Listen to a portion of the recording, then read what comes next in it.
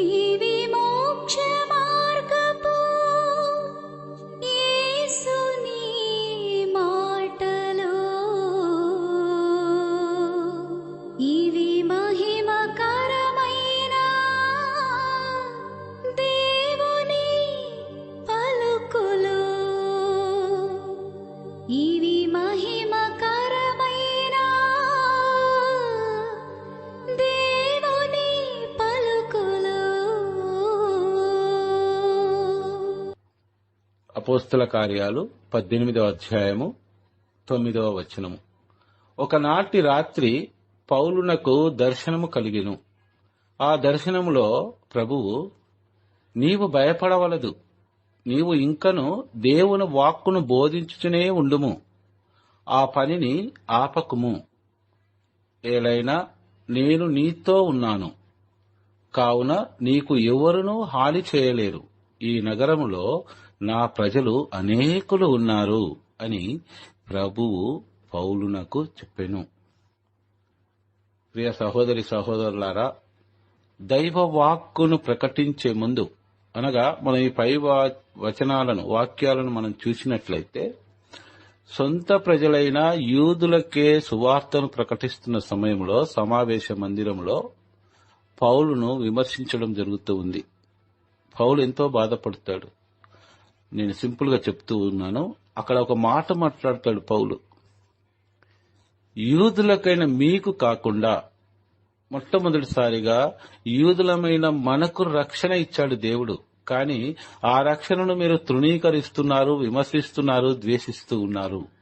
కాబట్టి నేను అన్యులు నివసించు ప్రదేశమునకు వెళ్లి అక్కడ నేను స్వార్థను ప్రకటిస్తానని చెప్తాడనమాట. పౌలు గారు ఎంతో బాధపడతాడు. ఆ రాత్రి దేవుడు దర్శనములో పౌలునకు నీవు భయపడకుము అని చెప్తూ ఉన్నాడు. ప్రియ దైవ బిడ్డలారా, మనం ఎచ్చటనైనను సువార్తను ప్రకటించే సమయంలో లేదా ప్రార్థన చేయు సమయంలో ఎవరైనాను మనలను విమర్శించినట్లయితే మనము ఈ వాక్యాన్ని మనం గుర్తుంచుకోవాలి. భయపడకుము అంటున్నాడు ప్రభు పౌలుతో. అదే మాట మనతో మాట్లాడుతూ ఉన్నాడు. కాబట్టి సువార్తను ప్రకటించు ఏ వ్యక్తికైనను, అనగా దేవుని వాక్కును ప్రకటించు, దేవుని కార్యాన్ని చేయు ఏ వ్యక్తికైనను విమర్శనలు, దూషణలు అనేవి వస్తూ ఉంటాయి. కానీ వాటన్నిటిని చూచి నీవు బాధపడకుము, భయపడకుము. ఎందుకంటే నేను నీలోనే వాసమై ఉన్నాను, ఇక నీకు భయమేలా ప్రభు అంటున్న మాట పౌలుతో. మనం కూడా ఈ మాటలను మన మనసు నిండా, మన మది నిండా నింపుకోవాలి. ఎవరైనా మనల్ని దూషించినప్పుడు గాని, ద్వేషించినప్పుడు గాని, అవమానపరిచినప్పుడు గాని, ప్రభువా నీవు నాతో మాట్లాడి ఉన్నావు కదా, భయపడకుము అని. కాబట్టి తండ్రి, నాకు నీ ఉండగా నాకు భయమేలా తండ్రి అని మన మనస్సులో ఆ దేవాది దేవునికి ప్రార్థన చేయాలి. ప్రియ దైవ బిడ్డ, ఆ దర్శనములో ప్రభువు పౌలు గారితో ఇలా అంటున్నాడు, నీవు భయపడవలదు, నీవు ఇంకను దేవుని వాక్కును బోధించుతూనే ఉండుము. నిన్ను ఎంతమంది అయితే విమర్శిస్తూ ఉంటారో, వాక్యం చెప్పరాదని కావచ్చు, ప్రార్థన చేయరాదని కావచ్చు, ఎంతమంది నిన్ను విమర్శించినా కూడాను, నిన్ను ఎంతమంది అయితే విమర్శిస్తూ ఉంటారో, ఇంకా నీవు బలపడు, భయపడకుము, నేను నీకు తోడుగా ఉన్నాను. నా వాక్కును నీవు ఆపకము, బోధించుచునే ఉండుము. నీవు ఎన్ని అవమానాలైతే పొందుకుంటావో అంతకంటేనూ ఇంకా అధికముగా నా వాక్కును నీవు, అనగా నా సువార్తను నీవు బోధించుచునే ఉండుము అని పౌలు గారితో మాట్లాడుతూ ఉన్నాడు. ఈరోజు దేవుడు ఇదే మాట ఈ వాక్యాన్ని ఆలకిస్తున్న ప్రతి ఒక్కరితో మాట్లాడుతూ ఉన్నాడు. ఎందుకనగా మనం చేయు పనులలో కావచ్చు, ఉద్యోగాలలో కావచ్చు, రకరకాల కార్యాలలో కావచ్చు, మనం ఎన్నో కష్టాలకు లోనవుతూ ఉండొచ్చు, బాధలకు లోనవుతూ ఉండొచ్చు, విమర్శలకు లోనవుతూ ఉండొచ్చు, చులకన భావముతో మనల్ని చూస్తూ ఉండొచ్చు. కానీ దేవుడు నీతో మాట్లాడుతూ ఉన్నాడు. నీవు భయపడకుము. నీకెన్ని విమర్శలు వస్తాయో పట్టుదలతో నీ కార్యాన్ని నీవు నిర్వర్తించుము అంటున్నాడు ప్రభు. 10వ వచనములో, ఎందుకనగా నేను నీతో ఉన్నాను. గొప్ప మాట ప్రియ దైవ బిడ్డ. ఆయన యందు మనం విశ్వాసం ఉంచినట్లయితే, విశ్వాసముతో మనం ప్రార్థించినట్లయితే, ప్రభు స్వరం ఏంటి అంటే, మనతో మాట్లాడుతున్న మాట ఏంటి అంటే, ఆ స్వరము నేను నీతో ఉన్నాను అంటున్నాడు ప్రభు. నీకు ఎవ్వరును కూడా హాని చేయలేరు. హాని చేయువారికి నీవు భయపడు. ఎందుకనగా నేను నీలోనే ఉన్నాను కాబట్టి నీకెవ్వరు కూడా హాని చేయలేరు. ఈ నగరములో నా ప్రజలు అనేకులు ఉన్నారు. వారందరికీ నీవు సువార్తను ప్రకటించాలి. వారికి మారు మనస్సు పొందేలా వారి బండలాంటి హృదయాలు మాంసపు గుండెలా మారాలి. నీవు ఇంకా అధికముగా సువార్తను ప్రకటించాలి పౌలు అంటున్నాడు ప్రభు. ఈరోజు మనందరితో మాట్లాడుతున్నాడు దేవుడు. నీ పొరుగు వారికి ఒక వాక్యం చెప్పిన చాలు, అది సువార్తే. నాకు చెప్పరాదు కదా అని నీవు భయపడకు దైవ బిడ్డ. ఒక మాట చెప్పు దేవుని వాక్యం, అది సువార్తే. అందుకే అంటున్నాడు ప్రభు, నీవు భయపడకుము, నీలోనే నేను వాసమై ఉన్నాను అంటున్నాడు దేవుడు. 2వ కొరింథీయులకు రాసిన లేఖ పునీత పౌలు గారు 1వ అధ్యాయము 4వ వచనము. మన కష్టములన్నిటిలో ఆయన మనలను ఆదుకొనెను. అప్పుడు దేవుని నుండి మనకు లభించిన ఆదరణతో పలు రకములైన కష్టములలో ఉన్న వ్యక్తులను మనమును ఆదుకొనగలము. చాలమ్మా, క్రీస్తు కష్టములు. ఓకే, చాలమ్మా. గమనించండి అమ్మా వాక్యాన్ని. ఎప్పుడైతే దేవుడు నా హృదిలోనే వాసమై ఉన్నాడని మనం విశ్వసించగలుగుతామో, మన కష్టములన్నిటిలో ఏ కష్టమైనా రానివ్వండి, ఎంత పెద్ద కష్టమైనా రానివ్వండి, ఎంత పెద్ద వ్యాధి అయినా సరే, అది ఏమంటున్నాడంటే మన కష్టములలో ఆయనయే మనను ఆదుకొను. ఇది పౌలు గారు మాట్లాడుతున్న మాట. ప్రతి కష్టములో కూడా నా దేవుడు, నాలో వాస్తవమైన దేవుడు నన్ను ఆదుకుంటాడనే గొప్ప విశ్వాసం మనలో ఉండాలి ప్రియ సోదరులారా. అప్పుడు దేవుని నుండి మనకు లభించిన ఆదరణతో దేవుడు గొప్ప ఆదరణను మనకు ప్రసాదిస్తాడంట. ఇప్పుడు ప్రతి కష్టములో ఆయనే మనల్ని ఆదుకొనుడనే ఒక గొప్ప విశ్వాసం కలిగి ఉన్న ఎడల దేవుని నుండి మనకు లభించిన గొప్ప ఆదరణ, ఆ ఆదరణతో పలు రకములైన కష్టములలో ఉన్న వ్యక్తులను మనము ఆదుకొనగలము. చూడండమ్మా, దేవాది దేవుడు మన కష్టములలో మనలను ఆదుకొనడమే కాకుండా దేవుని నుండి లభించిన ఆదరణ, ప్రేమ, వాత్సల్యము, కృప, ఆయన దీవెనలు, వాటి ద్వారా మన పొరుగువారు ఎవరైతే కష్టాలలో ఉంటారో వారిని చూచి, కష్టములలో ఉన్న వ్యక్తులను చూచి మనము ఆదుకొనగలమంట. దేవుడు మనకి ఎంత కృపను ప్రసాదిస్తున్నాడో ఈ వాక్యంలో తెలియపరుస్తూ ఉన్నాడు పునీత పౌలు గారు. చూడండమ్మా, నేను మరొకసారి చదువుతాను. మన కష్టములన్నిటిలో ఆయనే మనల్ని ఆదుకొనును. అప్పుడు దేవుని నుండి మనకు లభించిన కృపతో పలు రకములైన కష్టములలో ఉన్న వ్యక్తులను మనము ఆదుకొనగలము. ఎంత సోదర భావాన్ని ప్రభు మనకు ప్రసాదిస్తున్నాడో చూడండి. అలాంటి వ్యక్తులలో పరులను ఎప్పుడైతే మనం ఆదుకోగలుగుతామో అలాంటి హృదయము గల వారిలో ఈర్ష్య, ద్వేషాలు, కోపము, క్రోధము ఇవి వేటికి కూడా తావుండదు. ప్రియ దైవ బిడ్డలారా, దేవుని శాంతి సమాధానాలకు మాత్రమే తావుంటుంది. దేవుని ప్రేమానురాగాలకు మాత్రమే తావుంటుంది మన హృదయాంతరంగాలలో.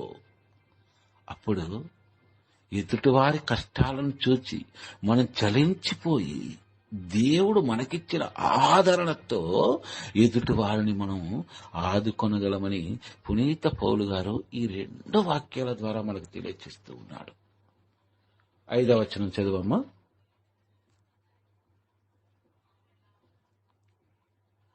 కష్టములలో మనము అధికముగా పాలు పంచుకొనిన విధముననే క్రీస్తు ద్వారా మనము ఆయన ఓనర్చు గొప్ప ఆదరణములో భాగము పంచుకొనగలము.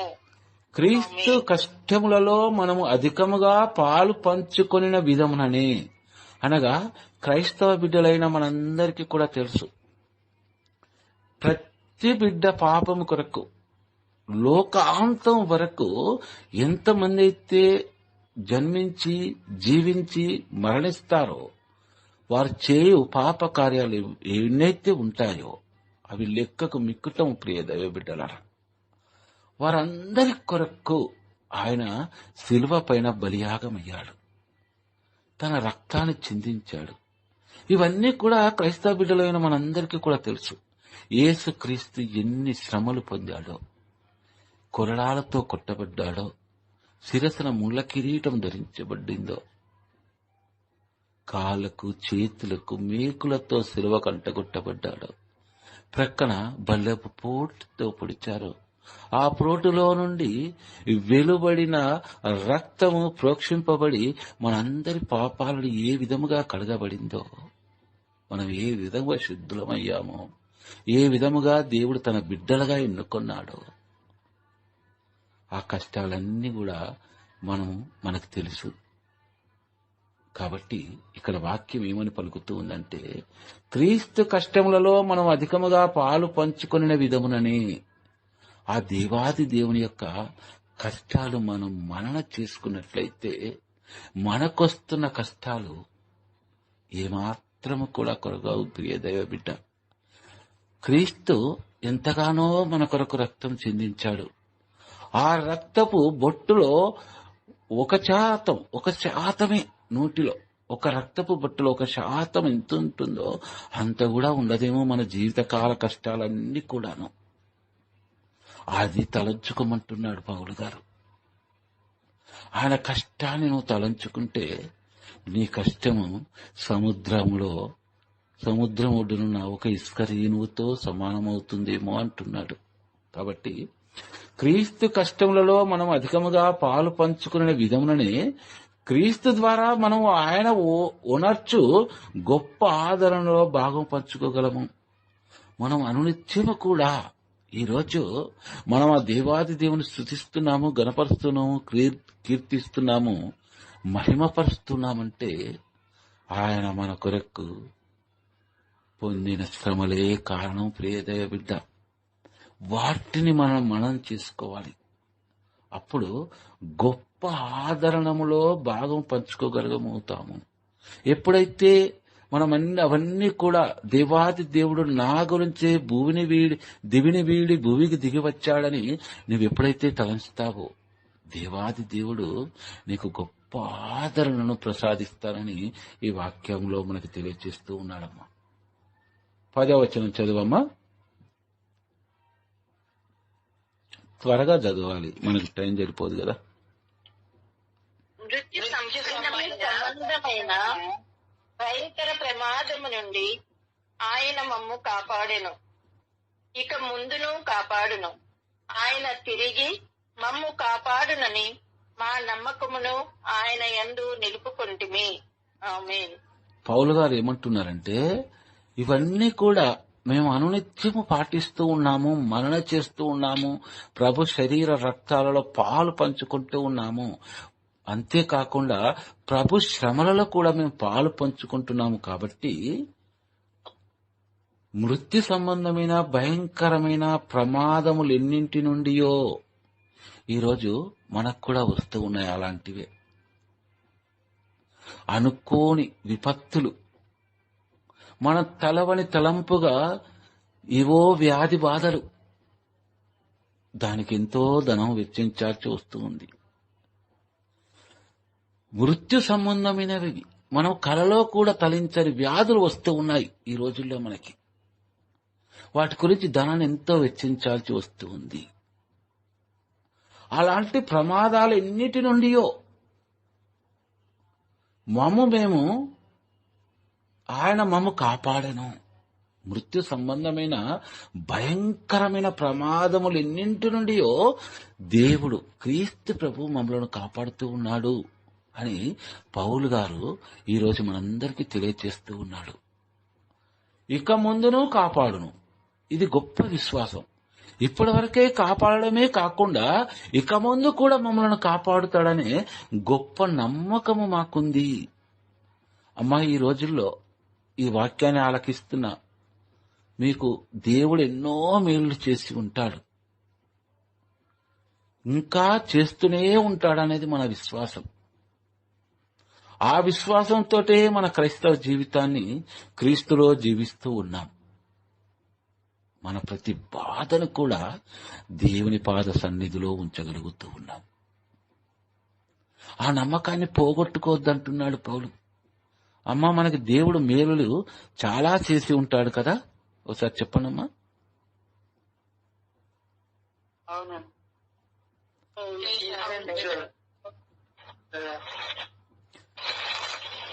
మరొక మారి పౌలు మనకి ఏమని గుర్తు చేస్తూ ఉన్నాడంటే, మనము ఈ మృత్యు సంబంధమైన లోకంలో జీవిస్తూ ఉన్నాము.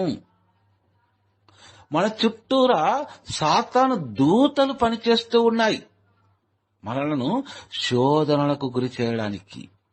కాబట్టి భయంకరమైన ప్రమాదములు ఎన్నింటి నుండియో మమ్ము కాపాడినతను ఎందుకు ఒకే ఒకటి, ఆయన యందు సంపూర్ణ విశ్వాసము గలవారమై ఉన్నామని పౌలు గారు తన విశ్వాసాన్ని ఈరోజు మనందరికీ తెలియజేస్తూ ఉన్నాడు.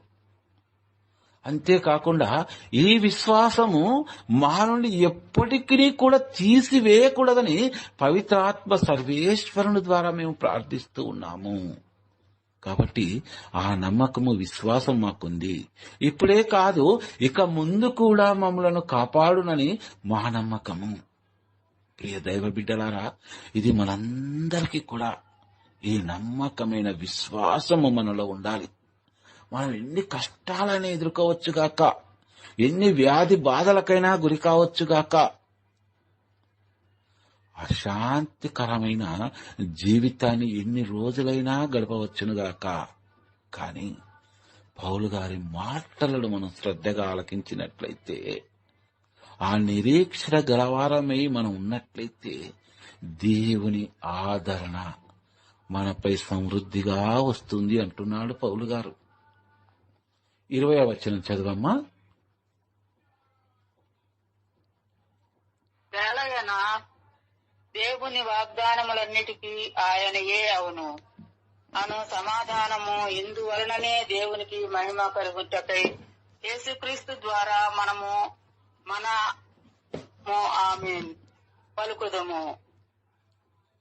ఏమంటున్నాడు ఇంకా పౌలు గారు అంటే, అంత విశ్వాసం మనలో నింపుకున్న తర్వాత దేవుని వాగ్దానములన్నిటికీ ఆయనే అవును. ఆయన మన ఎడల ఎన్నో వాగ్దానాలు చేసి ఉన్నాడు. ఎన్నో వాగ్దానాలు, లెక్కలేని వాగ్దానాలు చేసి ఉన్నాడు. ఒక గొర్రెల కాపరి వరే తన కాపరి తన గొర్రె కొరకు ప్రాణమునైనా దారబోయినని వాగ్దానం చేసి ఉన్నాడు. నీవు భయపడకము, నా దూతలని కావలిగా పంపుచున్నానని వాగ్దానం చేసి ఉన్నాడు. నా వాక్కు నీ పాదములకు దీపమై ఉంటుంది అని వాగ్దానం చేసి ఉన్నాడు. పాదములకు దీపం అనగా నీవు చీకటిలో నడిచే వ్యక్తిగా కాకుండా వెలుతురులో నడిచే వ్యక్తిగా నా వాక్కు ఉంటుంది అని వాగ్దానం చేశాడు ప్రభు.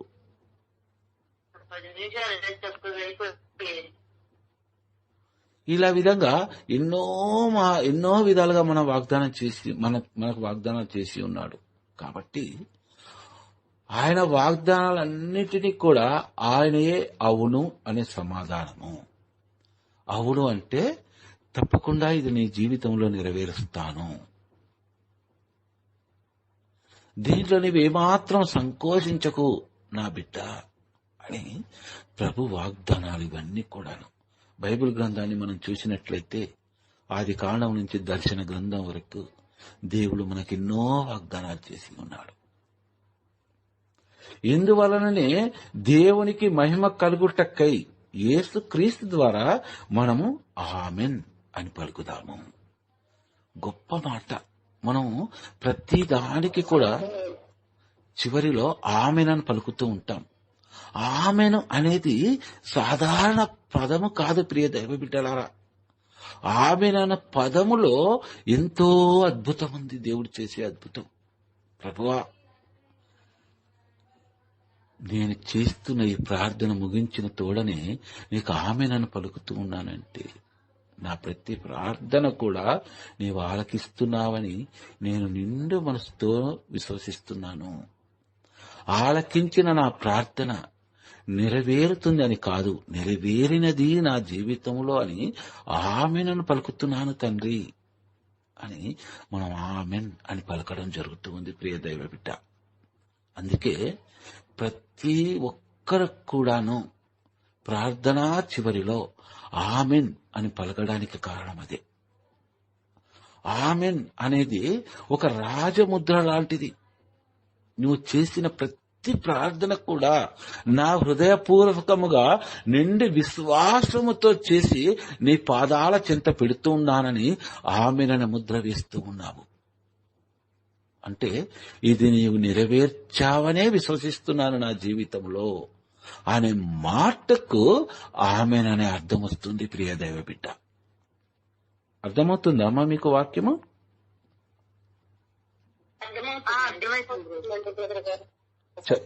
చదవండి అమ్మా, 22వ వచనం చదవండి త్వరగా. ఆయనయే మన ముద్రను తనపై వేసి మనలను తన వారిగా ప్రకటించెను. ఆయన మన కొనర్చిన వానిని ధృవపరచుటకై మన హృదయములందలి పవిత్రాత్మను అనుగ్రహించెను.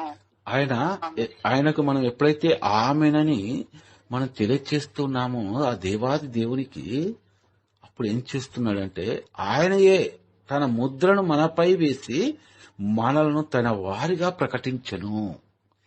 ఎంత గొప్ప ధన్యత చూడు ప్రియ దైవ బిడ్డ. నీ ప్రార్థన ఆలకించడమే కాకుండా నిన్ను తన బిడ్డగా ఆయనయే తన ముద్రను మనపై వేసి, ఇదిగో ఇతను నా కుమారుడు, ఇతను నా కుమార్తె అని ఒక ముద్ర వేస్తూ ఉన్నాడు మన పైన. చూడండి ఎంత గొప్ప వరం మనకది. అంతకంటే దేవుని నుండి మనం కోరుకునే వరం ఏముంటుంది ప్రియ దైవ బిడ్డ? ఆ ముద్ర మనపై ఉంటే పరలోకంలో తీర్పు సమయాన మనం నిలబడం దైవ బిడ్డ పాపుల లెక్కలలో.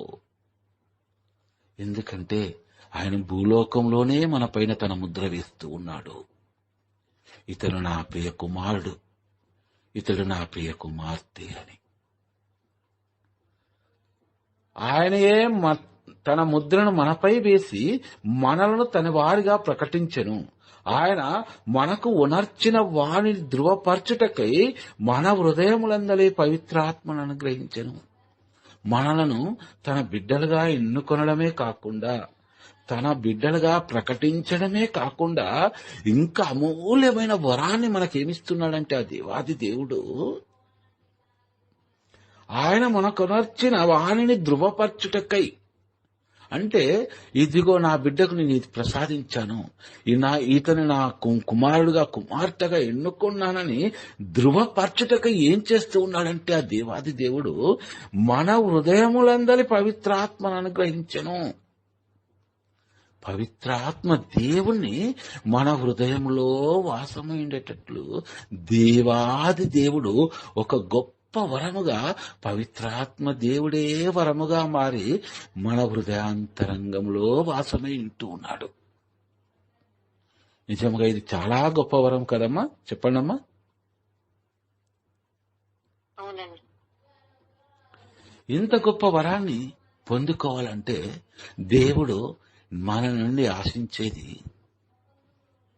తన పైన భయము భక్తి కలిగి నిండు విశ్వాసముతో ఉండి ఆయన ఆజ్ఞలను శిరసా వహించడమే. కష్టతరం పని కాదిది. దీనికి డబ్బులు ఏమి ఖర్చవో ప్రియ దైవబిడ్డ. ఈ లోక సంబంధమైన ధనం ఇలాంటిది కూడా మనం ఒక్క వన్నెంపి కూడా ఖర్చు చేయాల్సిన పని లేదు. అమూల్యమైన వరాలు ఉచితముగా ప్రకటిస్తూ ఉన్నాడు. ప్రభాకర్ అన్న చాలాసార్లు అని ఉంటాడు, ఇదిగో నేను ఉచితముగా మీకు ఇస్తున్నాను, ఉచితంగా ప్రకటించండి. చాలాసార్లు విన్నాను అన్నయ్య నోటితో. దేవుని వాక్యానికి ఉచితముగా ప్రకటించడం అంటే ఇదే. మనం విల చెల్లించాల్సిన పని లేదు. దేవుని యొక్క ప్రియ కుమారుడు కుమార్తెగా ప్రకటించుటకు ఆయన ప్రకటించుటకు మనం ధనం వెచ్చించాల్సిన పని లేదు ప్రియ దైవ బిడ్డ.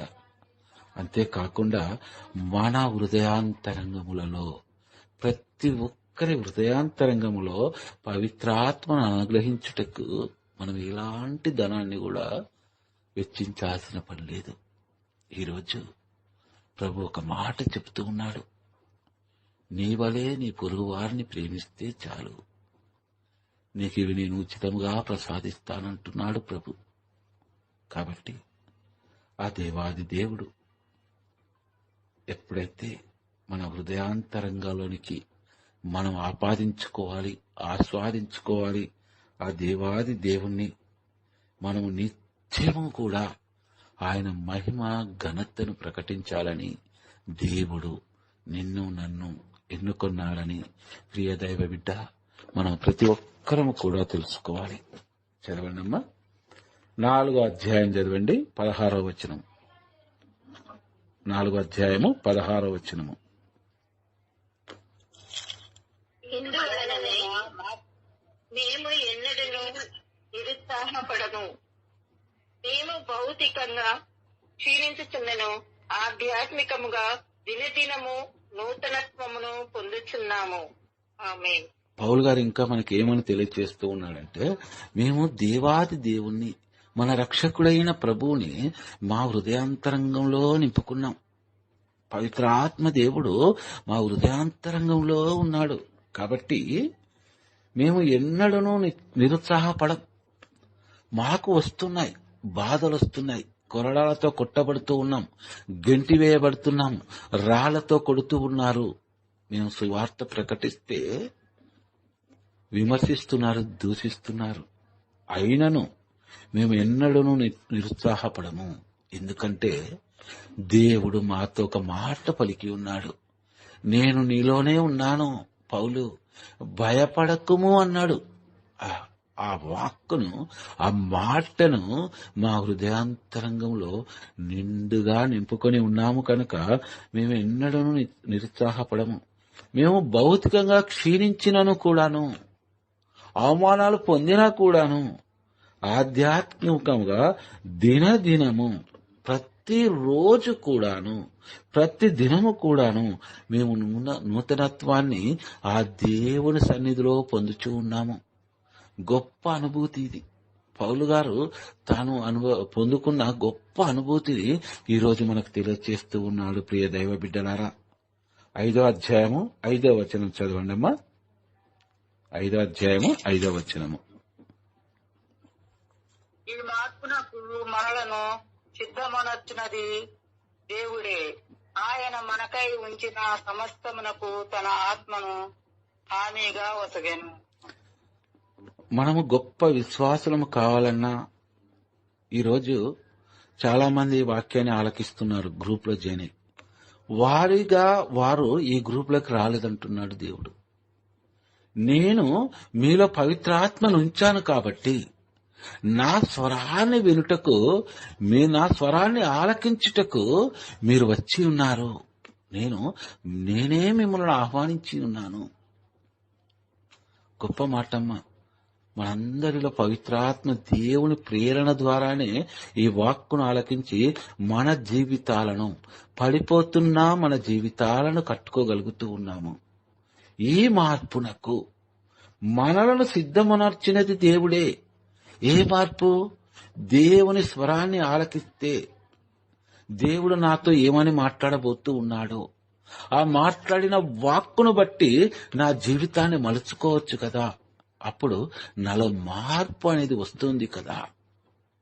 ఈ మార్పునకే దేవుడు మనల్ని సిద్ధమునర్చను. దేవుడే సిద్ధమునర్చాడు. మన స్వతహాగా మనం రాలేదు ప్రియ దయబిడ్డ వాక్కును ఆలకించడానికి. ఆయన మనకై ఉంచిన సమస్తమునకును తన ఆత్మను హామీగా ఉంచుచున్నాడు. ఈరోజు నీవు గ్రూపులో జాయిన్ అయ్యి వాక్యమును ఆలకిస్తున్నావంటే అందుకు సాక్ష్యం ఎవరో తెలుసా? ఎవరమ్మా? ఒకసారి చెప్పండి. ఆత్మ. ఆత్మ ఆత్మనే మనకు సాక్షిగా ఉంచుతున్నాడు దేవుడు. అది మనం గుర్తించాలి. ఈరోజు నేను దేవుని వాక్యాన్ని ఆలకిస్తున్నాను, లేదా ప్రార్థించగలుగుతున్నాను, లేదా ఆరాధించగలుగుతున్నాను అంటే దానికి సాక్షి ఎవరు అంటే పవిత్రాత్మ. పవిత్రాత్మ నీలో ఉన్నాడని ఆ పవిత్రాత్మనే సాక్షి అంటున్నాడు ప్రభు. 17వ వచనం చదువమ్మా. 5వ అధ్యాయంలో ఎవడైనా క్రీస్తునందు అతడు నూతన సృష్టి, పాత జీవితము గతించినది, క్రొత్త జీవితము ప్రారంభమైనది. ఇప్పటి వరకు మనం విన్నన్నీ కూడా మన హృదయాంతరంగాలు పదిలపరుచుకుని నిండు విశ్వాసులమైనట్టయితే ఎవరైనా కూడాను క్రీస్తునందు ఉన్న యెడల అతడు నూతన సృష్టి. అతడు నూతనముగా జన్మించిన శిశువు. అప్పుడే జన్మించిన శిశువు ఎలా ఉంటాడో మనందరికీ కూడా బాగా తెలుసు కదా. అలాంటి వారిని పోలిన వారమై ఉన్నామన్నమాట. మనకు నూతన సృష్టి. పాతవి గతించెను. క్రీస్తులోనికి మనం వచ్చాము కాబట్టి, క్రీస్తులోనికి మనల్ని ఆహ్వానించాడు కాబట్టి, క్రీస్తు మనలో వాసమై ఉన్నాడు కాబట్టి మనము నూతనముగా సృష్టించబడిన వారం. ప్రతి ఒక్కరము కూడా మన పాత ఎన్ని గతించిపోయాయి, వాటన్నిటిని వదిలేయాలి. కలలో కూడా వాటిని తలంచకూడదు. ఇప్పుడు మనం చాలా వరకు చూస్తూ ఉంటాం, ఒక వ్యక్తి అవిశ్వాసిగా జీవించిన వ్యక్తి విశ్వాసిగా మారినప్పుడు కొందరు ఆ వ్యక్తిని హేళన చేస్తూ ఉంటారు. ఈరోజు గొప్ప దైవభక్తులాగా నువ్వేదో బైబిల్ పట్టుకొని వెళ్తూ ఉన్నావు అని ఇలాంటి మాటలతో, చూటిపోటి మాటలతో అతనిని హేళన చేసినప్పుడు అతను ఎలా అనుకోవాలంటే, పాతయన్ని గతించాయి, నేను నూతనముగా క్రీస్తులో జన్మించాను, నాకిప్పుడు నేనున్నది నూతన సృష్టి నాలో ఉన్నది అని మనం అందరం కూడా తెలుసుకోవాలంటారు ప్రియ దైవ బిడ్డ. సర్వ సృష్టికర్త అయిన సర్వేశ్వర, లోక పాపరహితుడా, యేసుక్రీస్తునాథ, మా రక్షకుడు అయిన తండ్రి, మీరే మాకు జ్ఞానము, బలము, శక్తి, దైవము, ధైర్యము తండ్రి. ప్రభువా, ఇప్పటి వరకును తండ్రి నీ వాక్కును ఆలకించిన మా అందరి పైన తండ్రి మీ యొక్క దివ్య ప్రకాశాన్ని కురిపించి తండ్రి. ప్రభువా, మా అందరి గృహాలపైన మీ కరుణగల హస్తంతో కాచి కాపాడు తండ్రి. మా తండ్రి, మా దేవా, మాలో ఉన్న సకల దురాత్మలను తీసివేసి పరిశుద్ధాత్మ శక్తిని మాలో నింపి నీ దివ్యవాక్కు చిత్త ప్రకారం జీవించు ధన్యతను మా అందరికీ దయచేయమని మా నాథుడైన యేసుక్రీస్తు పరిశుద్ధ నామంలో వేడుకొనిచున్నాము తండ్రి. ఆమెన్.